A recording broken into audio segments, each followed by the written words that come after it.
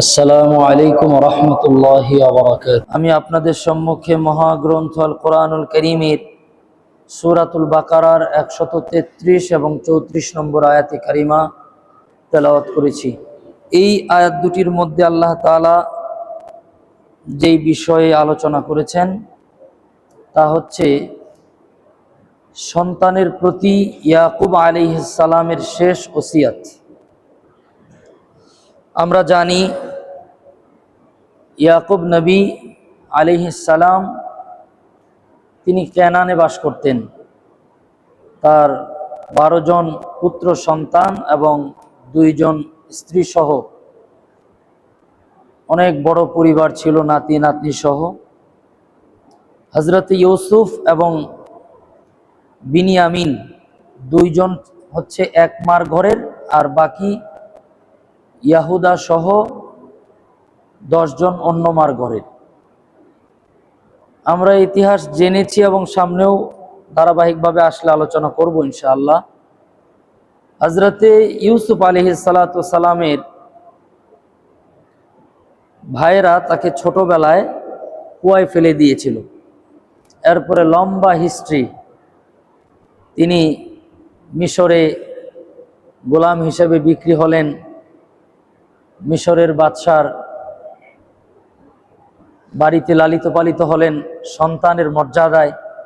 এরপরে মিথ্যা অপবাদ নিয়ে জেলে গেলেন, আবার স্বপ্নের যথাযথ তাবির করার কারণে জেল থেকে মুক্তি পেয়ে খাদ্যমন্ত্রী, পরে অর্থমন্ত্রী। এরপরে আল্লাহ তাআলা তাকে বিশাল রাজত্ব দান করেছিলেন। সর্বশেষ তার বাবা ইয়াকুব আলাইহিস সালাতু সালামের কাছে, মানে সন্তানকে তিনি পেয়েছেন, অর্থাৎ বাবাই সন্তানের কাছে চলে এসেছে পরে। এরপরে যখন ইয়াকুব আলাইহিস সালাতু সালাম মারা যায়, এতটুকু আমি শুধু শিরোনামটুকু 1 মিনিটে 2 মিনিটে বললাম। ইয়াকুব আলাইহিস সালাতু সালাম মারা যাওয়ার আগে তার সন্তানদেরকে নিয়ে অত্যন্ত গুরুত্বপূর্ণ একটি বিষয়ে ওসিয়ত করে গেছেন। সেই ওসিয়তটা আল্লাহ তাআলা এই আয়াতগুলির মধ্যে তুলে ধরেছেন। উদ্দেশ্য কি? উদ্দেশ্য হলো ইহুদি এবং নাসারা এরা যখন তাওহীদের দাওয়াত এদের কানে পৌঁছলো, তখন তারা শুধুমাত্র তাওহীদকে মানেনি এমনটি নয়, তারা উল্টো দাবি করেছে যে আমরা যে শিরিক করি এটার ভিত্তি আছে। কি? এটা হযরত ইব্রাহিম আলাইহিস সালাতু সালাম থেকে আমরা পাইছি। নাউজুবিল্লাহ বলেন। অর্থাৎ ইহুদিরা নিজেদেরকে ইব্রাহিমী সন্তান হিসাবে নিজেদেরকে দাবি করল। বিশেষ করে মক্কায় যারা ছিল মুশরিক, তারা বলল আমরা হযরত ইসমাইলের বংশধর, আমরা যা কিছু করি এটা আমাদের পূর্বপুরুষদের থেকেই করি। এবং মদিনাতে যারা খ্রিস্টান ছিল তারাও হযরত ঈসা আলাইহিস সালাতু সালামের প্রকৃত অনুসারী হিসাবে দাবি করল। অর্থাৎ মূল বক্তব্যের জায়গা হচ্ছে ইহুদি এবং নাসারারা শিরিকের উপরেই অটল থাকতে চায়, দলিল দেয় ইব্রাহিম এবং ঈসা আলাইহিস সালাতু সালামকেই নিয়েই তারা সব করে। আল্লাহ পাক রব্বুল আলামিন এই আয়াত দুটির মধ্য দিয়ে ইহুদ এবং নাসারাদের এই দর্শন যে ইব্রাহিম এবং ঈসা আলাইহিস সালাম তারা যে শিরিকের উপরে ছিল না, তারা যে তাওহীদের উপর ছিল, এটাকে প্রতিষ্ঠিত করবার জন্য আল্লাহ পাক রব্বুল আলামিন এই আয়াত দুটিকে নাজিল করেছেন। আমরা প্রথমে অনুবাদ, এরপরে ব্যাখ্যায় যাচ্ছি ইনশাআল্লাহ। আল্লাহ তাআলা বলেন, বিসমিল্লাহির রহমানির রহিম। أم كنتم شهداء إذ حضر يعقوب الموت إذ قال لبنيه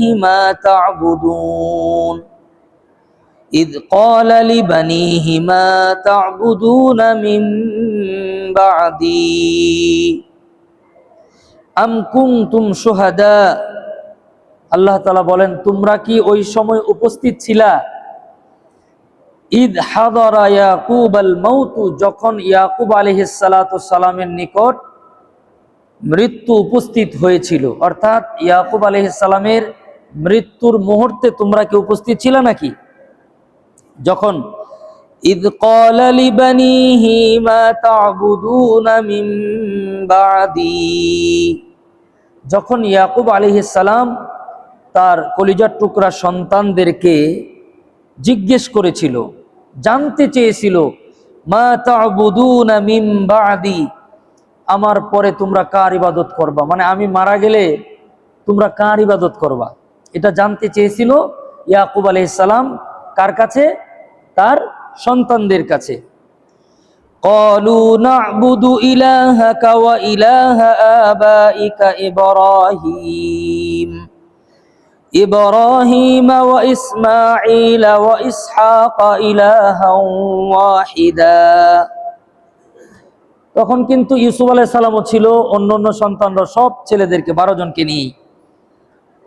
তখন সবাই মিলে বলল, ক্বালু, তারা বলল, না'বুদু ইলাহাকা ওয়া ইলাহা আবাইকা ইব্রাহিম ওয়া ইসমাঈল ওয়া ইসহাক, যে বাবা, আপনার পরে আমরা তারই ইবাদত করব যিনি আপনার ইলাহ, আপনার আব্বা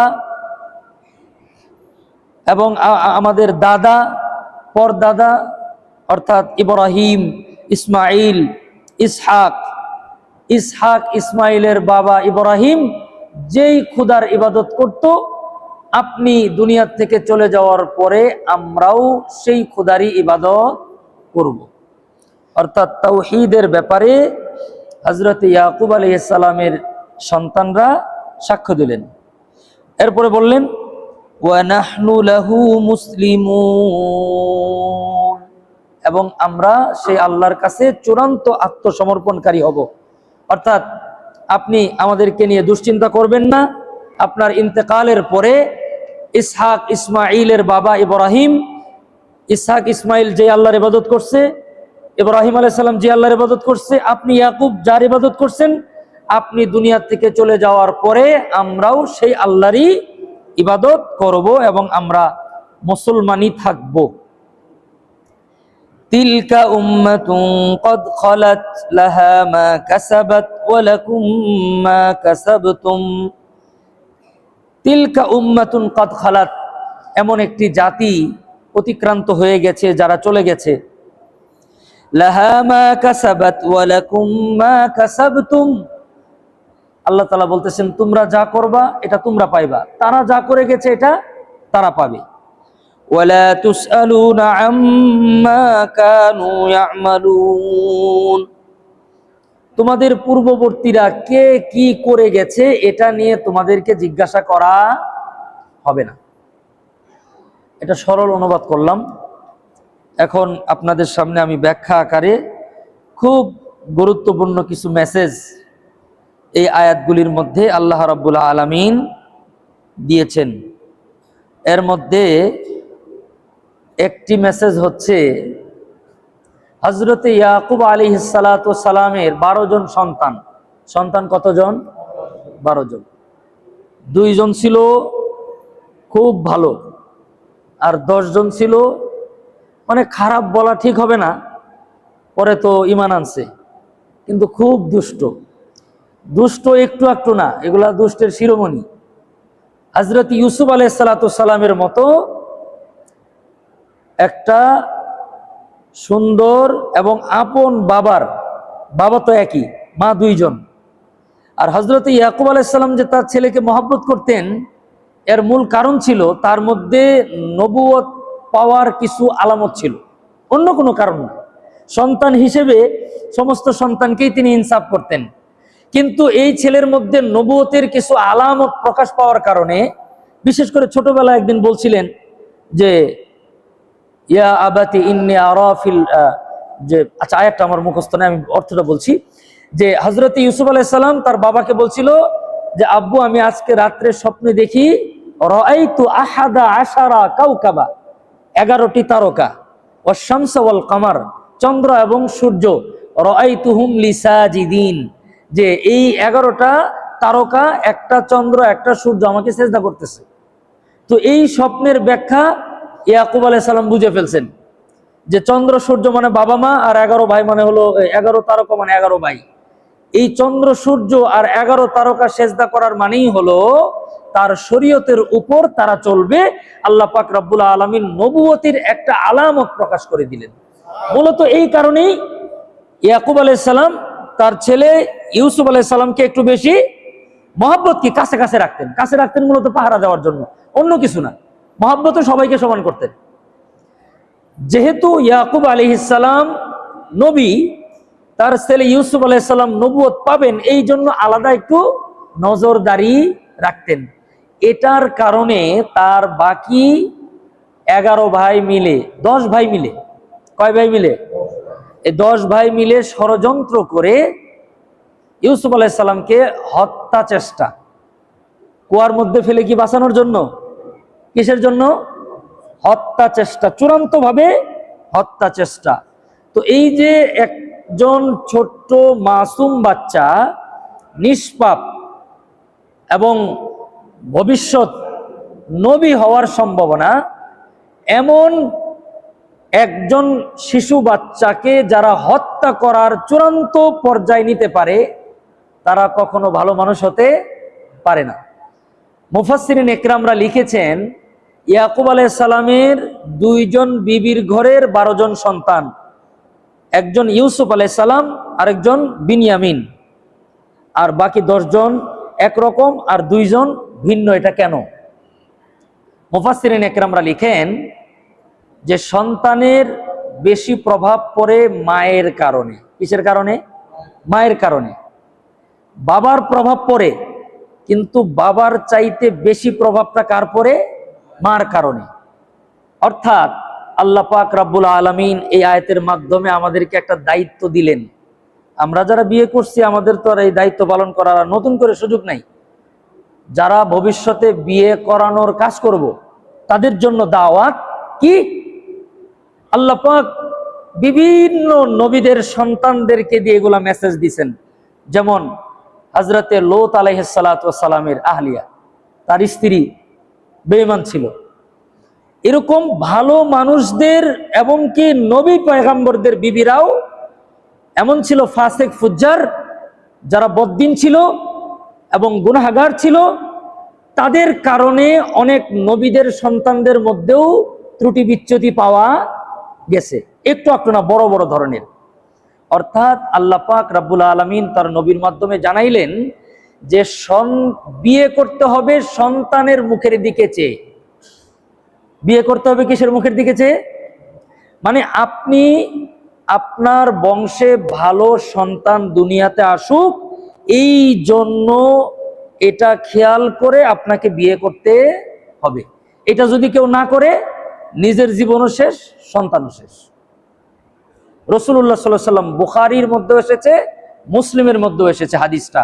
হযরতে আবু হুরায়রা রাদিয়াল্লাহু তাআলা আনহু বর্ণনা করেন, وعن أبي هريرة رضي الله تعالى عنه قال قال رسول الله صلى الله عليه وسلم تنكح المرأة لأربع لمالها ولحسبها ولجمالها ولدينها فاظفر بذات الدين تربت يداك أو كما قال النبي صلى الله عليه وسلم। বুখারীর মধ্যে আছে, মুসলিমের মধ্যে আছে। হযরতে আবু হুরায়রা রাদিয়াল্লাহু তাআলা আনহু বর্ণনা করেন যে তুনকাহুল মারআতু লিআরবাইন, তোমরা বিবাহ করো 4 জিনিস দেখে। কয় জিনিস দেখে? 4। 1, আউয়াল লিমালিহা, তার সম্পদ দেখো, টাকা পয়সা আছে কিনা। 2, ওয়ালি হাসাবিহা, তার বংশ দেখো, বংশ ঠিক আছে কিনা। 3, ওয়ালি জামালিহা, তার সৌন্দর্য আছে কিনা। ওয়ালি দীনিহা, তার মধ্যে দিন আছে কিনা। অর্থাৎ সম্পদ, বংশ, সৌন্দর্য এবং দিন আল্লাহ পাক তার নবীর মাধ্যমে আমাদেরকে জানাইলেন। এরপরে বলেন ফাজফার বিযাতিদ দ্বীন, তোমরা অবশ্যই দিনদারিটা দেখবেই, অবশ্যই দিনদারিটা দেখবেই। ফাজফার বিজাতি দিন তারিবাত ইয়াদাক, যদি তুমি দিনদারি না দেখো তুমি ক্ষতিগ্রস্ত হয়ে যাবে। তুমি কি হয়ে যাবে? ক্ষতিগ্রস্ত। কিসের ক্ষতি? ঘুমের ক্ষতি, স্বাস্থ্যের ক্ষতি, সুখ শান্তির ক্ষতি, সন্তানের ক্ষতি, সম্পদের ক্ষতি, সম্মানেরও ক্ষতি, আরো কত রকমের যে ক্ষতি হবে এটার কোনো কুলকিনারা নেই। আল্লাহ পাক রব্বুল আলামিন এই আয়াতের তাফসিরে মুফাসসিরিনরা আল্লাহ তাআলার কথার ব্যাখ্যায় বর্ণনা করেছেন ইয়াকুব আলাইহিস সালামের নিজের নসলের সন্তান 12 জন, 2 জন একরকম, 10 জন আরেক রকম। ব্যাখ্যা কি? মায়ের সমস্যা, বাপের সমস্যা না, বাপের সমস্যা না, কারণ মার প্রভাব সন্তানের মধ্যে অনেক বেশি পড়ে। এজন্য রাসূল বলেন যে তোমরা বিবাহের সময় সন্তানের দিকে লক্ষ্য করে বিয়ে করবা। অত্যন্ত পরিতাপের বিষয়, একটা সময় আমাদের বিবাহ শাদীর ক্ষেত্রে টোটাল দায় দায়িত্ব বহন করতেন আমাদের মুরব্বীরা। টোটালটাই কে বহন করত? মুরব্বীরা, দাদা, নানা, জ্যাঠা, এরপরে বড় যারা আছে মুরব্বীরা। এমনকি আমি গ্রামের সন্তান, আমি নিজে দেখেছি যে ছেলেকে দেখতে আসলেও ছেলেরা লজ্জা পাইতো। মানে পুরুষ মানুষকে মেয়ের পক্ষের লোকেরা বাজারে আসবে, যে আজকে বাজারে হাটের দিন, যে অমকের শ্বশুর মানে যেখানে বিয়ের প্রস্তাব, ওই বাড়ি থেকে লোকজন আসবে দেখতে, এই পুরুষ, এই জামাই, হবু জামাই এই লজ্জায় বাজারেও থাকতে চাইতো না। এত একটা সুন্দর সময় এক সময় ছিল। আর আপনারা অবাক হবেন, এখন বিয়ের আগে মেয়ে এবং ছেলে ঘুরতে যায় যে আমরা অ্যাডজাস্টমেন্ট হতে পারি কিনা একটু দেখি। আল্লাহ তাআলা বলে তোদের চিরদিনের জন্য তোদের মধ্যে মানে অ্যাডজাস্টমেন্ট ভেঙে দিব, কোনোদিনই অ্যাডজাস্ট হতে পারবি না। বিয়ের আগে হতে পারবি, বিয়ের পরে আর হবে না, হচ্ছে না। অত্যন্ত পরিতাপের বিষয়, আমাদের ইসলামী পরিবারগুলা একেবারেই তলানিতে ঠেকে আছে। শুধু জাস্ট মানে এটা উঠায়া দেওয়া যে পারিবারিক বন্ধনার দরকার নেই, এই জায়গায় গিয়ে আছে। কোনো ঘরের মধ্যে সুখ শান্তির বালাই নাই, কারণ একটাই, বিবাহের কুফু আমরা ঠিক রাখি না। বিবাহের মূল কুফু কি? দিন। মূল কুফু কি? দিন। দিনদারি হলো 1 নাম্বার। আল্লাহ তাআলা যদিও 4টা বলছে, এটা মানুষের দিকে তাকায় বলছে, কারণ মানুষরা এগুলো পছন্দ করে, তো এই জন্য মানুষের একটা সিরিয়াল আগে দিছে। মানুষ দেখে সম্পদ। আর এখন বর্তমানে বিয়ের জন্য মানুষ দেখে যে প্রথমেই দেখে যে মানে উচ্চ শিক্ষিত কিনা, প্রথমেই দেখে কি উচ্চ শিক্ষিত কিনা। কারণ ছেলে উচ্চ শিক্ষিত, শিক্ষিত দেখতে দেখতে যে ডিগ্রি যতগুলা আছে সবগুলাই আছে, শুধু একটা ডিগ্রি নাই, স্বামীর সাথে বিনয়ের সংসার করার মতো যোগ্যতা নাই। আর বাকি যা দরকার সবগুলাই ফুল মার্ক, শুধু একটা নাই। কোনটা? স্বামীর সাথে সংসার করার জন্য যেই ধৈর্য দরকার, যেই সম্মান শ্রদ্ধা ভক্তি নিজের মধ্যে থাকার দরকার, সেটা নেই। থাকবে কেন? আমরা রাসূলুল্লাহ সাল্লাল্লাহু আলাইহি ওয়াসাল্লামের এই কথার দিকে খেয়াল রাখি না। আপনারা যখন ছেলেদেরকে বিয়ে দিবেন, মেয়েদেরকে বিয়ে দিবেন, তখন আপনারা 50 মার্কে একটা মার্কিং করবেন। সম্পদ আপনার কতটুকু আছে, আপনার ছেলে বা মেয়ের বাবা মার মানে যেখানে বিয়ে দিবেন তাদের কতটুকু আছে। 10 মার্ক দিবেন সম্পদ, 10 মার্ক দিবেন হলো ব্যবসা, বংশ। সম্পদ 10, ব্যবসা, বংশে কত? 10। সৌন্দর্যে দিবেন 10, দিনদারিতে দিবেন 10। আর আপনার হাতে 10 থাকলো, এটা আপনি আপনার জ্ঞান গরিমা দিয়ে এই 50 মার্কে দিয়ে যদি দেখেন যে হ্যাঁ 26-27 পায়, তাহলে বিয়ে দিলে ঠিক আছে। যদি এমন হয় 50-25-এর নিচে আসছে, বিয়ে দেওয়া ঠিক হবে না। আপনার মেয়ে সুখী হবে না, আপনার ছেলেও সুখী হবে না। অবশ্যই একটা স্ট্যাটাস মেনটেন করতে হবে। এখন আমরা শুধু দেখি শিক্ষাটা, আমি বর্তমান সমাজের অবস্থার কথা বলতেছি। আমাকে যারা বলে হুজুর দেখেন তো আমার ছেলের জন্য বা আমার মেয়ের জন্য, তো কিছু দরকার নেই, শুধু এই পড়ালেখাটা থাকলে হবে। আসল পড়ালেখা তো নাই তার মধ্যে, শুধু সার্টিফিকেট আছে, পড়াশোনা করছে, ডিগ্রি নিয়ে আসছে, পরেই তো সমস্যা হয়ে যায়। ধনী মানুষের মেয়ে, গরিব মানুষের ছেলে, বিয়ে হয়েছে, জীবনে অ্যাডজাস্টমেন্ট হবে না, ওনার মধ্যে কিছু না কিছু ত্রুটি থাকবে। এই জন্য রাসূল বলছেন যে বংশ দেখো, সৌন্দর্য দেখো, সম্পদ দেখো, দিনদারি দেখো। আর এখন দেখে নাচতে পারে কিনা, গাইতে পারে কিনা, হারমোনিয়াম বাজাইতে পারে কিনা, এরপরে একা একা চলাফেরা করতে পারে কিনা, আরো কত মানে এক্সট্রা যোগ্যতা দরকার, এগুলো সব কিছু আছে। শুধু একটা নয়, আগে জিজ্ঞেস করতো রান্না করতে পারে কিনা। সামনে আমাদের সন্তানদের কপাল পূর্বে আমাদের ছেলের বউদেরকে আমাদের ছেলের বউরা রান্না করে খাওয়াবে না, কারণ রান্নাই জানে না। টোটাল বন্ধ হয়ে গেছে, টোটাল বন্ধ হয়ে গেছে। মেয়েকে যে রান্না করা শেখানোর দরকার, এটা মেয়ের মা বাবারা ভুলে গেছে। আপনি আপনার মেয়েকে রান্না শিখালেন না, তো ওকে একটা জুলুমের পর্যায়ে পৌঁছাই দিলেন, ও একটা বিপদে পড়ে যাবে। রান্না শিখা দরকার, ঘর গোছায় রাখা এটা দরকার, শিখা এটা জরুরি। কত জরুরি, সারা জীবন সুখে থাকা যত জরুরি। যদি কেউ বলে না সুখ দরকার নাই, আমরা প্রতিদিন টম এন্ড জেরি খেলা খেলবো, মারামারি করবো ঘরের মধ্যে, তাহলে রান্না শিখায়েন না। আমি পরীক্ষার হলে, এসএসসি পরীক্ষার হলে ডিউটি করতে গিয়া খাতা সেলাই আমাদের করে দেওয়া উচিত, পুরাটা গিট্টু দেওয়ার সুযোগ থাকে না।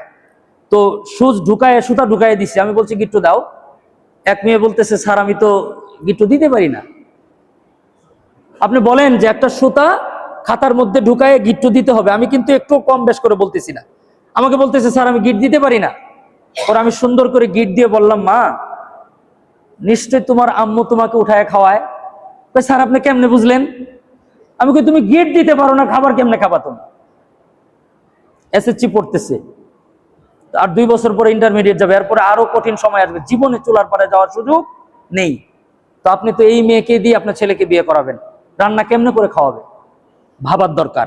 ঘরে টাকা আছে, ব্যাংকে টাকা আছে, চাকরি আছে, ব্যবসা আছে, শুধু একটা জিনিস নাই, সুখ।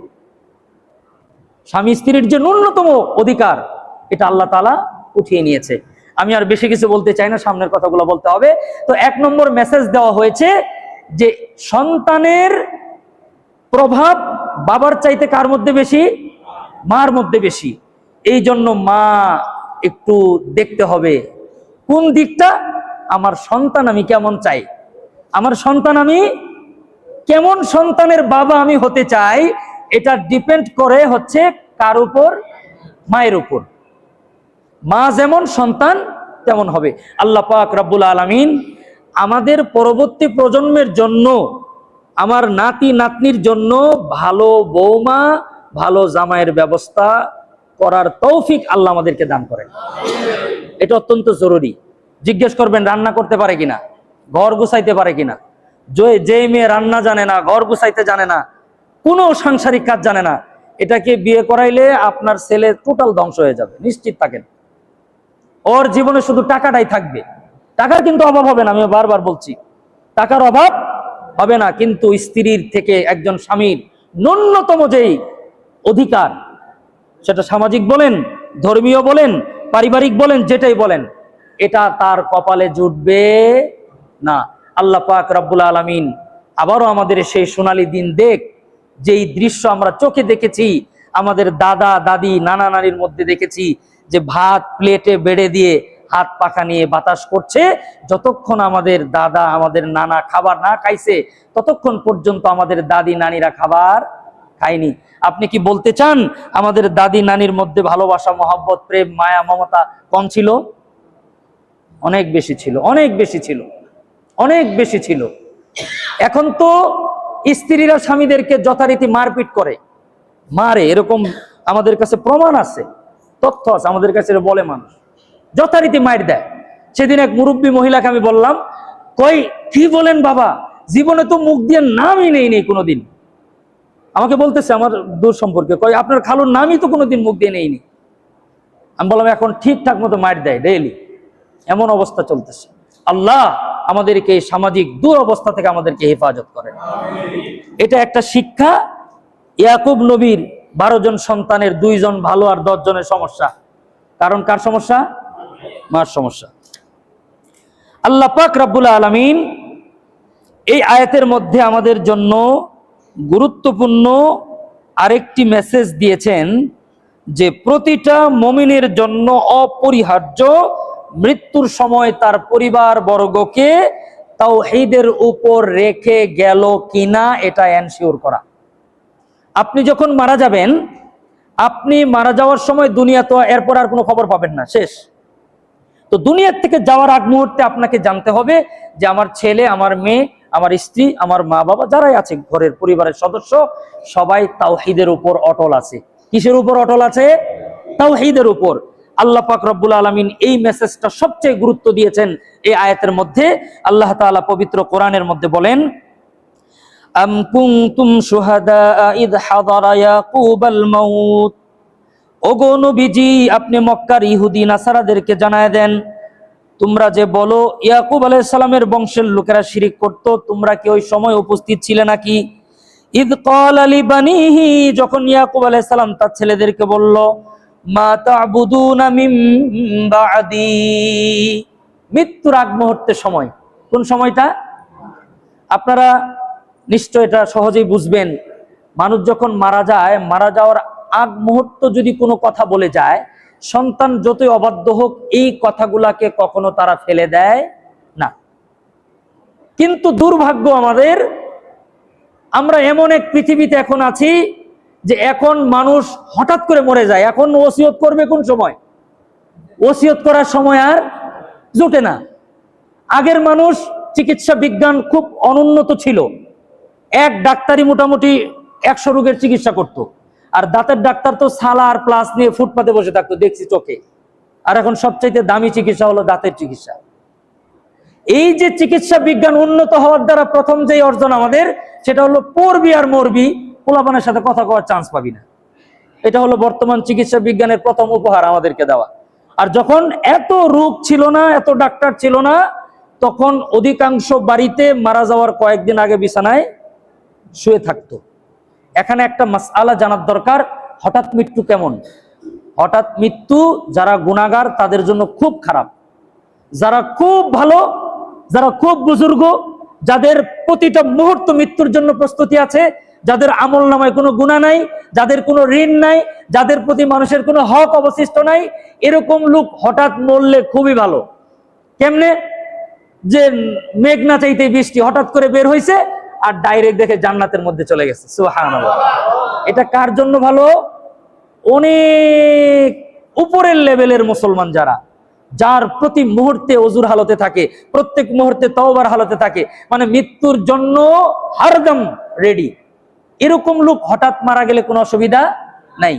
কিন্তু আমরা যারা গুনাহগার, আমাদের আমলনামায় যাদের 2-1টা গুনাহ আছে, সন্তানকে কিছু বলার দরকার, কিছু ঋণ বাট্টা আছে, কিছু ঝামেলা আছে আমার জীবনে, অমুকের কাছে একটু ক্ষমা চাওয়ার দরকার, এমন অসুবিধা নিয়ে আমরা যারা চলি, আমাদের জন্য হঠাৎ মৃত্যু খুবই ভয়ঙ্কর খারাপ জিনিস। আর বর্তমানে এটাই হচ্ছে, এটাই হচ্ছে। আমরা এমন এমন মানুষের মৃত্যুর সংবাদ শুনি যে বিশ্বাস করতে আমাদের জন্য মানবীয় কারণে কষ্ট হয়। মানবীয় কারণে তো বলেন কি, এই লোক মারা গেছে, কয় হঠাৎ করে স্ট্রোক করছে। এখন মৃত্যুর জন্য আজরাইল আলাইহিস সালাম বেঁচে গেছেন, মানে এই স্ট্রোকের কারণে। স্ট্রোক আর হচ্ছে আপনার কি জানি বলে যে হার্ট অ্যাটাক হয়, এ হঠাৎ হয় আর হঠাৎ পড়ে যায়। এটা আমাদের মতো দুর্বল ঈমানওয়ালাদের জন্য বড় কঠিন। কেন? আমরা তো এমন ঈমানওয়ালা যে নামাজের ওয়াক্ত একটু আছে, ঠিক আছে একটু পরে নামাজটা পড়ছি। আমরা কিরকম না যে একটু পরে সময় তো আছে, পড়তেছি। যারা আমরা পড়ি, আমরা তো এমন ঈমানওয়ালা যে আমরা প্রত্যেকেই কম বেশি, আমরা মোটামুটি অধিকাংশ মানুষ, সবার কথা বলছি না, আমরা ঋণী আছি। তো আমার ঋণগুলো তো পরিশোধ করতে হবে। আমরা মানুষকে কষ্ট দেইনি এরকম লোক আমাদের সমাজে খুব কম আছে। এই জন্য আমাদের ক্ষমা চাওয়ার দরকার। আমরা এখানে কম মানুষই আছি যে নাকি আমার সন্তানকে এমন অবস্থায় প্রতিষ্ঠিত করছি, যেই সন্তান যেমন দুনিয়া জানে তেমন আখেরাত জানে, যে আমি মরে গেলে আমার সন্তান কখনো গুনার কাজ করবে না, এমন নিশ্চয়তা পেয়েছি। এমন লোক এখানে খুব কম। তাহলে আমার সন্তানকে তো ঈমানের উপর রেখে গেলাম কিনা, এটা একটু বলা কওয়া দরকার। আল্লাহ পাক রব্বুল আলামিন হযরত ইয়াকুব আলাইহিস সালাতু ওয়াস সালামের কথা আমাদেরকে স্মরণ করায় দিয়ে জানায় দিলেন। আল্লাহ পাক রব্বুল আলামিন বলেন, ওগো নবীজি আপনি মানুষদেরকে জানায় দেন, ইদ ক্বালা লিবানিহি মা তা'বুদুনা মিন বাদি। ইয়াকুব নবী যেদিন মৃত্যু শয্যায় তার 12 জন সন্তান তার বিছানার চতুর্দিকে দাঁড়িয়ে ছিল, ইয়াকুব আলাইহিস সালাতু ওয়াস সালাম মৃত্যুর আগ মুহূর্তে তার প্রত্যেকটা সন্তানকে কাছে ডেকে বললেন, লিবানিহি মা তা'বুদুনা মিন বাদি, আমি হয়তো দুনিয়ার থেকে এখন চলে যাব। ও আমার বাবারা, তোমরা 12 জন সন্তানের কাছে আমি ইয়াকুব আলাইহিস সালাম জানতে চাই, আমার মৃত্যুর পরে তোমরা কার ইবাদত করবা? আপনি কি মনে করেন যে ইয়াকুব নবীর সন্তানদের মধ্যে তাওহীদের কোনো শিক্ষার কমতি ছিল? ইউসুফ আলাইহিস সালাম তো নগদ নবী, ইউসুফ আলাইহিস সালাম তো নবী। এরপরেও এমন পিতা তার সন্তানদের কাছে জানতে চায়, বাবারা আমার পরে তোমরা কার ইবাদত করবা? আর আমরা বাবাও যেমন, আমাদের সন্তানও তেমন। আমরাও অনেক উন্নত ইমানদার, আমাদের ইমান তো হাই কোয়ালিটির, আর আমার ছেলে কি শিরক করতে পারে? এটা তো অসম্ভব বিষয়, তো বলা কর কি দরকার আছে? আমাদের হালত হলো এমন। ইয়াকুব আলাইহিস সালাম তার সন্তানদেরকে বললেন, মা তা'বুদুনা মিন বাদি, তোমরা আমার পরে কার ইবাদত করবা? আর সন্তানরাও কি চমৎকার উত্তর দিয়েছেন। মুফাসসিরিনরা লিখেন, এটা মূলত ইয়াকুব নবীর চক্ষু শীতল করার জন্য। মৃত্যুর সময় সে যদি জানে তার ছেলেরা তাওহীদ চিনে, এক আল্লাহর ইবাদত করে, এটা যদি ছেলেরা নিশ্চিত করে, তাহলে মরে গিয়েও সে শান্তি পাবে। আর আমরা কি চিন্তা করি জানেন? বিশ্বাস করেন, একেবারে মন থেকে বলতেছি, আমাদের চিন্তা হলো যে আমি মরে গেলে আমার ছেলে যেন একটা ভালো জায়গায় থাকতে পারে, একটু ভালো মানের একটা চাকরি করতে পারে, যেন কখনো কারো কাছে হাত না পাততে হয়, যেন মানে অ্যাভেলেবেল টাকা পয়সা থাকে, সামাজিক ভালো একটা মর্যাদা থাকে, এরপরে অসুস্থ হলে যেন সিঙ্গাপুর ট্রিটমেন্ট নিতে পারে, সুন্দর একটা গাড়ি যেন আমাদের থাকে। আমাদের সন্তানদের জন্য আমরা কি চিন্তা করি? এই চিন্তা করি। আল্লাহ কিন্তু আমাদেরকে এগুলা দিচ্ছে। মানুষ আল্লাহর কাছে যা চায় আল্লাহ তাই দেন। মানুষ যেহেতু বাড়ি চায়, আল্লাহ বাড়ি দিচ্ছেন। মানুষ গাড়ি চায়, আল্লাহ গাড়ি দিচ্ছেন। মানুষ টাকা চায়, আল্লাহ ব্যাংক ব্যালেন্স দিচ্ছেন। এখন অনেক মানুষের ব্যাংকে কি পরিমাণে টাকা জমা আছে, যারা নর্মাল মানুষ তারা কল্পনাও করতে পারবে না। যারা সমাজের সাধারণ লোক, মানুষের যে কি পরিমাণের রিজার্ভ মানি আছে, এটা সমাজের সাধারণ লোক ধারণাও করতে পারবে না। পরিচিত ব্যাংকের ম্যানেজার থাকলে গোপনে তার সাথে বইছেন, আপনাদেরকে ব্যক্তির নাম বলবে না, ধারণা দিবে। আপনাদেরকে কি দিবে? মানে 50 লাখ টাকা, এটা তো মামুলি বিষয়। এটা কি বিষয়? এটা কোনো মানে এটা সাধারণ, এটা তো হাজার হাজার লোকের যে 50 লাখ টাকা এটা রিজার্ভ, মানে প্রয়োজনের অতিরিক্ত টাকা আল্লাহ দিচ্ছে। গাড়ি দিচ্ছে, বাড়ি দিচ্ছে, শুধু একটা জিনিস দিবে না, সেটা হলো পারিবারিক সুখ শান্তি। ছেলে মেয়ে, পুত্রবধূ, মেয়ের জামাইয়ের মধ্যে সুখ শান্তি থাকবে না, কারণ আমরা ওইটা আল্লাহর কাছে চাইনি। আল্লাহ তাআলা চাইতে বলছিলেন কি, যে আমি মরে গেলে তোমরা কার ইবাদত করবা? এক আল্লাহকে চিনছো কিনা, তাওহীদের পরিচয় পাইছো কিনা, এটা যেন বাবা মা সন্তানের কাছে চায়। তো যখন সন্তান দেখবে যে আব্বু মারা যাওয়ার আগে আমাকে বলছে যে বাবা রে, আমি তো দুনিয়া থেকে চলে যাচ্ছি, তুমি কথা দাও আমাকে 5 ওয়াক্ত নামাজ পড়বা। হাতটা ধরে যদি কোনো বাবা মৃত্যুর আগে সন্তানকে বলতে পারে, আপনি কি মনে করেন এই ছেলে জীবনে নামাজ ছাড়বে? জীবনে ছাড়বে না।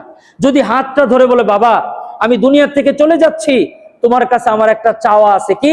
জীবনে হারাম উপার্জন করবে না। ও না খেয়ে থাকবে, হারাম উপার্জন করবে না। মারা যাওয়ার আগে যদি বলে, বাবা তোমার কাছে আমার একটা চাওয়া আছে, কোনদিন তাওহীদের ব্যাপারে আপোষ করবে না, লা ইলাহা ইল্লাল্লাহ, এটার ব্যাপারে কোনোদিন স্যাক্রিফাইস করবে না। এই কথা যদি বলে যায়, তাহলে আল্লাহ তাআলা ওই সন্তানকে দুনিয়াতেও সুখ দিবেন, আখিরাতেও নাজাত দিবেন। আল্লাহ তাআলা আমাদেরকে এই সবক গ্রহণ করার তৌফিক দান করেন। মুআজ্জাজ হাজিরিন, এই জন্যে সন্তান যখন বাবার মৃত্যুর সময় উপস্থিত থাকার সুযোগ পায়, তখন বাবাও সন্তানকে ওসিয়ত করার সুযোগ পায়। এখন যেটা হচ্ছে, আল্লাহর কাছে আমরা ওসিয়ত করব মর্মে কখনো দোয়াও করি না। আমরা কয়জন লোক এমন আছি যেটা ভাবি যে আল্লাহ মৃত্যুর সময় এতটুকু সময় আমাকে দিন, যেন আমি আমার পরিবার বর্গকে কিছু ওসিয়ত করতে পারি। এই দোয়া আমরা খুব কম লোক করি। আমরা দোয়া করি, আল্লাহ আমাকে দীর্ঘদিন হায়াত দেন, আমাকে সুস্থ রাখেন, এটা তো নিষেধ না। আমরা দীর্ঘদিন বাঁচতে চাই, এটাও ঠিক আছে। হায়াত চাই, এটাও ঠিক আছে। হায়াতের অনেক দাম, হায়াতের অনেক দাম। আপনি সব সময় চেষ্টা করবেন 1 সেকেন্ড যেন আপনি দুনিয়াতে বেশি বাঁচতে পারেন। এটা সুন্নত। এটা কি সুন্নত? কারণ 1 সেকেন্ড যদি আপনি বেশি বাঁচেন, একবার যদি সুবহানাল্লাহ বলতে পারেন, তাহলে লাভটা কি? বুখারী শরীফের সরা আপনার ফাতুল বারীতে একটা হাদিস এসেছে, আল্লাহ রাসূল বলেন, আল্লাহর পয়গম্বর বলেন, দুইজন বন্ধু একসাথে আল্লাহর প্রতি ঈমান আনছে, দুইজনেই পড়ছে লা ইলাহা ইল্লাল্লাহ, দুইজনে এক সময় জিকির আজকার করে, দুইজন এক সময় ইবাদত বন্দিগি করে, আল্লাহ তাআলা দুই বন্ধুকে জান্নাতের মধ্যে পাশাপাশি মানের বাড়ি দিয়েছেন। দুইজনের বাড়ি, দুইজনের নাজ নিয়ামত একই রকম। এক বন্ধুর বিছানার মধ্যে মিউজিক বাজে, আরেক বন্ধুর বিছানার মধ্যে মিউজিক বাজে না। পার্থক্যটা বুঝেন, জান্নাতের বিছানায় একটু পার্শ্ব পরিবর্তন করলেই ভিন্ন ভিন্ন মিউজিক বাজে, আরেকজনের বিছানার মধ্যে পার্শ্ব পরিবর্তন করলে মিউজিক বাজে না।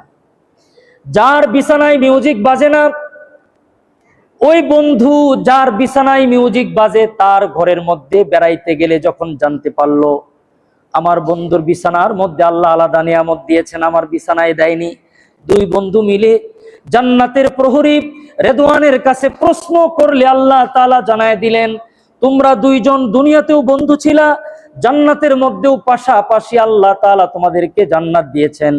দুইজনের আমলনামা প্রায় সমান সমান ছিল, কিন্তু একজন বান্দার আমলনামার মধ্যে একবার সুবহানাল্লাহর নেকি বেশি থাকার কারণে আল্লাহ পাক রব্বুল আলামিন জান্নাতের এই নিয়ামতকে বাড়ায় দিয়েছেন। তাহলে একবার সুবহানাল্লাহ বলার সময় যদি আপনি দুনিয়াতে বেশি পান, এটা আপনার জন্য অনেক বড় নিয়ামত। আরেকটি হাদিস আছে, হযরতে তলহা ইবনে উবাইদুল্লাহ রাদিয়াল্লাহু তাআলা আনহু বর্ণনা করেন, ফজরের নামাজের পর নবীজি আমাদেরকে জিজ্ঞেস করতেন, তোমরা কে কি স্বপ্নে দেখছো? তখন আমরা প্রত্যেকেই বলতাম যে আমি এটা স্বপ্নে দেখছি, আমি এটা দেখছি। তো একদিন নবীজি জিজ্ঞেস করলে আমি বললাম, ইয়া রাসূলুল্লাহ, আমি আজকে রাত্রিতে একটা আজীব স্বপ্ন দেখছি। কি? যে আমাদের দুই বন্ধু একসাথেই আমরা মুসলমান হয়েছি, একজন আল্লাহর রাস্তায় জিহাদ করে শহীদ হয়েছেন, আরেকজন 2 বছর পরে নরমাল মৃত্যুবরণ করেছেন জ্বর আক্রান্ত হয়ে। তো আমি দেখলাম আমরা তিনজনেই জান্নাতের গেটের সামনে। সুবহানাল্লাহ বলেন। মানে সাহাবীদের স্বপ্ন ধ্যান খেয়াল ছিল জান্নাত, তো মাঝে মধ্যে স্বপ্ন দেখত। হযরতে তলহা বিন উবাইদুল্লাহ বলেন, ইয়া রাসূলুল্লাহ, আমরা তিনজনে জান্নাতের গেটের সামনে, যেই সাহাবী পরে জ্বরাক্রান্ত হয়ে মারা গেছে, জান্নাতের দরজা নক করলো, সে আগে জান্নাতে ঢুকলো। আর যেই সাহাবী আল্লাহর রাস্তায় জিহাদ করে আগে মারা গেছে 2 বছর আগে, সে একটু পরে আল্লাহর জান্নাতের মধ্যে প্রবেশ করলো। আমি দরজা নক করলাম, আমাকে বলা হলো, ও উবাইদুল্লাহ বিন তলহা, তোমার এখনো সময় হয় নাই, তুমি এখন ঢুকতে পারবা না। আল্লাহর নবী বললেন, এই স্বপ্নের মধ্যে তোমার কি জানার আছে? তুমি তো সব জেনেই ফেলেছো। সাহাবী বলেন, না গো নবী, আমার জানার আছে, আমার জন্য কেন দরজা খোলা হলো না? আর আমার আর একটা জানার আছে, যেই সাহাবী আল্লাহর রাস্তায় নিজের বুকের তাজা রক্ত দিয়া শাহাদাত বরণ করলেন, সে কেন পরে জান্নাতে গেলেন? আল্লাহর নবী বললেন, ও আমার সাহাবী, তোমার জন্য দরজা খোলা হয় নাই, কারণ তুমি এখনো মৃত্যুবরণ করো নাই, তুমি এখনো বেঁচে আছো, এই জন্য তোমার জন্য দরজা খোলেনি। আর যেই সাহাবীকে আগে জান্নাতে যেতে দেখলাম, আর যিনি পরে জান্নাতে গেলেন, যিনি পরে গেলেন তিনি আগে মারা গেছেন এবং আল্লাহর রাস্তায় জীবন দিয়ে গেছেন। আর যিনি পরে মারা গেছেন তিনি নরমাল মৃত্যুবরণ করছেন, কিন্তু 2 বছর পরে মরছেন। এটার কারণ হলো, আল্লাহর নবী বলেন যে 2 বছর পরে মারা গেছেন, তিনি 2 বছর ইবাদত বন্দিগি বেশি করার সুযোগ পেয়েছেন। এই জন্যে দুনিয়াতে আপনাকে বাঁচতে হবে, এটার জন্য সর্বাত্মক চেষ্টা করবেন, এটা সুন্নত। এটা কি? আর জীবন বাঁচানো ফরজ, চেষ্টা করা সুন্নত, এটা ইবাদত। কিন্তু প্রস্তুতি থাকতে হবে, আমাকে যেতে হবে, এটা তো নিশ্চিত। তো আমি যাব কিভাবে, এটার একটা প্রিপারেশন থাকার দরকার। আল্লাহ পাক রব্বুল আলামিন এই আয়াতের মধ্য দিয়ে আমাদেরকে মেসেজ দিয়েছেন। আমরা যদি আগের থেকেই প্রস্তুতি নেই যে হ্যাঁ আমাকে তো যেতেই হবে, আমি যাওয়ার আগে আমার পরিবারকে তাওহীদের উপর দেখতে চাই, সালাতের উপর দেখতে চাই, আমার পরিবার অন্যের হক নষ্ট করবে না এটার উপর দেখতে চাই। আল্লাহ তাআলা আমাদের সকলের এই তৌফিক যেন দান করেন, আমরা যেন মৃত্যুর সময় আমাদের সন্তানদেরকে ঈমানের উপর দেখে যেতে পারি। আল্লাহ পাক রব্বুল আলামিন সেইভাবেই আমাদেরকে কাজ করা তৌফিক দান করেন। ওয়া আখির দাওয়ানা আনিল হামদুলিল্লাহি রাব্বিল আলামিন।